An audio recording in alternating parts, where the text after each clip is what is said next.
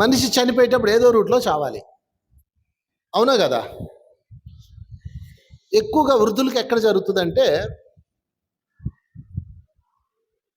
బాడీలో పల్స్ తగ్గిపోతూ శరీరంలో మార్పు లోనవుతూ ఉంటుంది. శరీరంలో మీకే తెలిసిపోతుంటుంది, ఇంతకుముందు చక్కగా చేసేదాన్ని పని ఇప్పుడు చేయలేకపోతున్నాను, నెమ్మదైపోతున్నాను అంటే ఒక్కసారి మృత్యు రాదు. కొంచెం నేను తగ్గిస్తాను.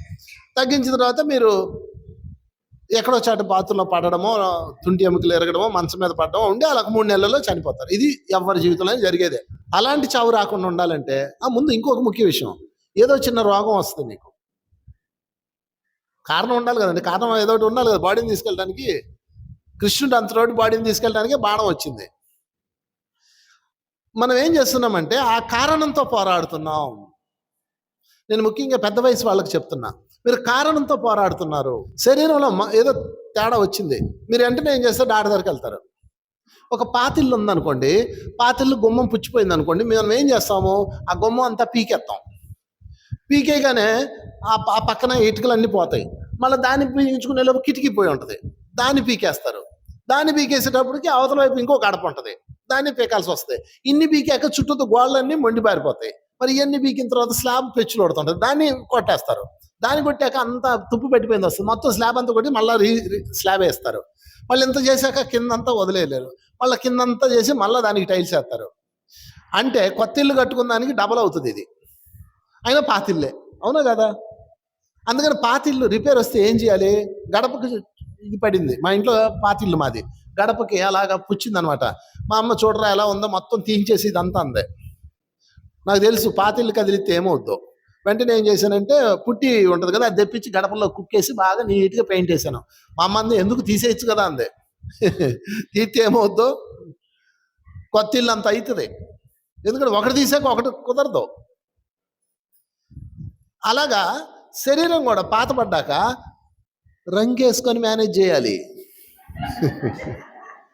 మోకాలు తీసి కొత్త మోకాళ్ళు పెట్టుకోవటం, నడుము తీసి కొత్త నడుము పెట్టుకోవటం, అవి చేయకండి. గోద్రేజ్ డైయేసి కానిచ్చేయండి. అంతేగాని ఆపరేషన్లు గట్రా వెళ్ళకండి, సర్జరీలకు వెళ్ళకండి, అసలు హాస్పిటల్కి వెళ్ళకండి.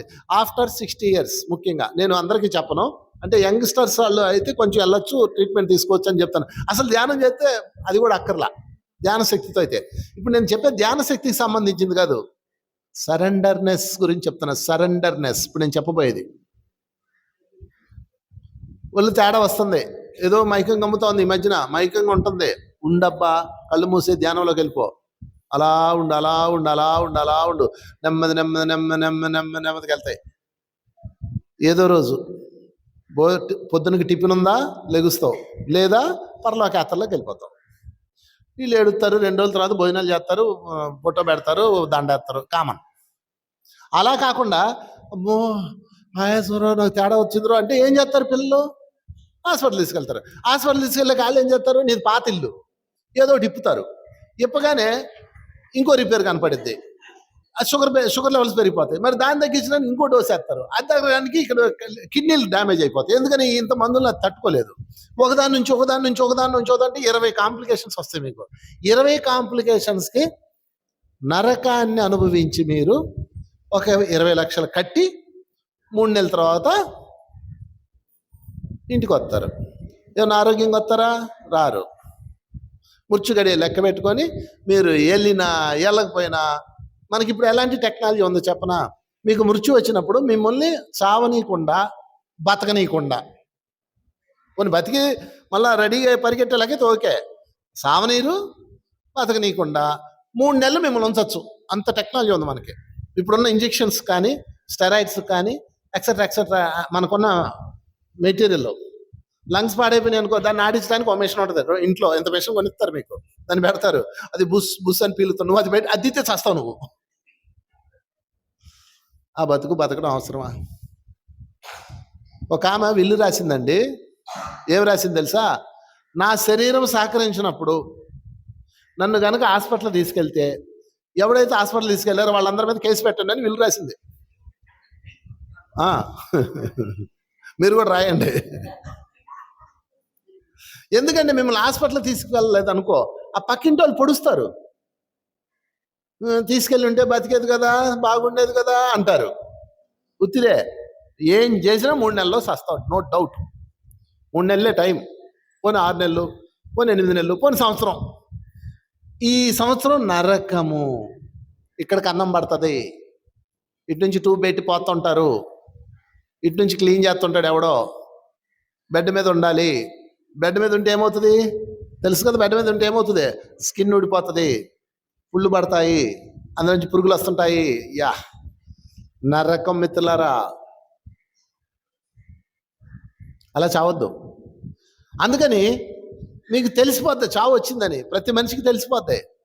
నా బాడీలో తేడా ఉంది, వెరీ గుడ్. ధ్యానం, ధ్యానం. ఈశ్వర, నాకు నౌకలు ఉన్నాయా? సెట్ చెయ్యి. నౌకలు లేవా? తీసుకో. Choice is yours. ఓం త్రయంబకం యజామహే సుగంధిం పుష్టివర్ధనం ఊర్వారకం బంధనం మూర్ఛయ మామృత. నీ ఇష్టం, choice is yours. I'm surrender. అంతేనండి.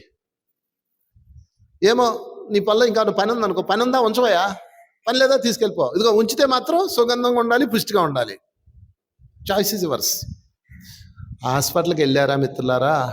అయిపోయింది మన కథ. ఇంకో విషయం, నువ్వు చెప్తేనే హాస్పిటల్ తీసుకెళ్తారు కానీ చెప్పక. ఫస్ట్ పాయింట్, అయ్యో నాకేదో అయిపోతుందిరా, అయ్యా అమ్మ 108 బిలు వచ్చేస్తుంది. నీకు ఎక్కడే సగం ప్రాణం పోద్ది అనగానే.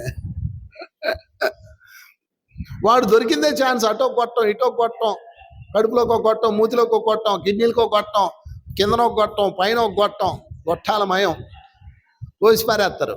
అందుకే పత్రిక గారు చెప్పాడు, చెప్పండి, no doctor, no medicine, do meditation, only meditation. పై రెండు అందరూ వింటున్నారు, నో డాక్టర్ నో మెడిసిన్ అని వదిలేస్తున్నారు. ఈ కింద డూ మెడిటేషన్ ఏది? 6 గంటలు, 8 గంటలు, 10 గంటలు, ఏం పని ఇంకా నీకు? హాయిగా కూర్చోండి. ఈశ్వర సన్నిధికి జర్నీ పెట్టుకున్నాం. ఏ కోడలొద్దు, ఏ అత్తొద్దు, ఏ బంగారం వద్దు, ఏ ఇల్లొద్దు, ఏ కొడుకొద్దు. Silence, meditation, meditation, meditation, meditation, meditation. ధ్యానములో శరీరం విడిచిపెడితే మిత్రులారా, దాని అంతా అదృష్టం భూమి మీద ఉందా? ఎన్ని తరాలు చెప్పుకుంటారు తెలుసా? మా అమ్మమ్మ గారు ఎంత గొప్పదే, అలా కూర్చొని ప్రాణం వదిలేసిందండి. ఇంతకన్నా ఏం కావాలి చెప్పండి ఇంకా మానవుడికి? కనుక ప్రతి మనిషికి చావు ముందే తెలుస్తుంది, గుర్తుపెట్టుకోండి, మీకు తెలుస్తుంది. ముఖ్యంగా నేను పెద్దవాళ్ళకి చెప్తున్నా, ఇది ఏదో రోజు ఏదో రూపంలో శరీరం విడిచిపెట్టాలి, అంతవరకు మీకు క్లియర్గా తెలుసు. అలా హాస్పిటల్లో రోగిలా చావద్దు, యోగిలా చావాలి. ఎలా చావాలి? యోగిలా. యోగి రాజా అంటారు దాన్ని. షిరిడి సాయి యోగి రాజులా చనిపోయాడు. పత్రికారు యోగిలా చనిపోయాడు, తెలుసా మీకు? పత్రికారిని హాస్పిటల్ తీసుకెళ్లాలని, మందులు వేయాలని, కిడ్నీలు బాగు చేయాలని ఎన్ని ప్రయత్నాలు చేశారో. ఆయన చనిపోయేటప్పుడు చూసారా? పత్రికారిని చూసారా? లాస్ట్ అవర్లో చూసావా ఎలా ఉన్నాడు? యోగి రాజా. సింహము బోన్లో పెట్టేసి బంధించి దాన్ని పొడిచాక ఆ సింహం ముసిలిదైపోయాక ఆ శరీరం విడిచిపెట్టేటప్పుడు కూడా సింహమే. అలా చనిపోయాడు అబ్బా, శరీరం విడిచిపెట్టాడు. చెప్పలు పడదాం పత్రికారి మరణానికి. సదానంద యోగి యోగిలా చనిపోయాడు, సదానంద యోగి. ఇంకా ఆయన అయితే ఇంకా సింపుల్గా, సుభాష్ రేపు వెళ్తున్నానయ్యా అన్ని రెడీ చేయి అన్నాడు, ధ్యానంలో కూర్చున్నాడు, టిక్కని వదిలేశాడు. యోగిలో చనిపోదాం మిత్రులారా. శరీరం కష్టపెడుతుంది. గురువుగారి శరీరం ఆయన చాలా బాధ పెట్టింది, లోపల నుంచి కాల్చేస్తుంది. అయినా సరే ధ్యానం ధ్యానం ధ్యానం ధ్యానం ధ్యానం ధ్యానం. ఎవడేం చేయగలండి? ఇంకా కొన్ని చిన్నపిల్లలు అంటే ఏదో ట్రీట్మెంట్ ఇచ్చారంటే అర్థం ఉంది. పెద్దవాళ్ళు ఎందుకు ట్రీట్మెంట్? 60 సంవత్సరాలు దాటాక అసలు నో ట్రీట్మెంట్. ఎంత నరకం తెలుసా మీకు? మీరు చూడండి, ఆల్రెడీ మంచాల్లో ఉన్నవాళ్ళు, హాస్పిటల్కి వెళ్ళి వెనక్కి వచ్చిన వాళ్ళు ఉంటారు కదా, మీరు వాళ్ళని అడగండి. అదేమన్నా హాయిగా ఉంటుంది అనుకున్నారా? యమలోకంలో నరకం ఉంది. రంపాలతో కోస్తారు, బాండీలు ఇస్తారు, అవన్నీ ఎక్కడో లేవు, హాస్పిటల్లోనే ఉంటాయి. హాస్పిటల్ ఏం చేస్తారు? కత్తితో కోస్తారు, పోయిరా. మరి కరెంటు పెట్టి కాలుతారా, కాల్చరా? రక్తం తోడరా? రక్తం ఎక్కిస్తారు, సిలైన్లో. అదే నరకం. ఇక్కడ అన్నం పెడతారు, మీరేం తినడానికి లేదు. అన్నిటికన్నా దారుణం, మన మలమూత్రాల్లో మనమే దొల్లాలి. సుగంధిం పుష్టివర్ధనం. చచ్చిపోయేటప్పుడు సుగంధంతో ఉండాలి, పుష్టిగా ఉండాలి. పుష్టిగా అంటే ఆరోగ్యంగా.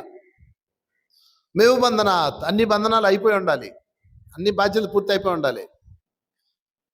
మృత్యో మృక్షీయ మా మృత, అప్పుడు మృత్యు రావాలి. ఆ మృత్యు ఎలా ఉండాలి? మృక్షనిచ్చేదిగా ఉండాలి. మృక్షి అంటే విడుదల, అది విడుదలనివ్వాలి. విడుదలనివ్వాలంటే ఎవరు పట్టుకున్నారు మనల్ని? మనమే పట్టుకున్నాం మనల్ని. అది సమస్య. ఇప్పుడు మిమ్మల్ని ఎవరు పట్టుకోలే.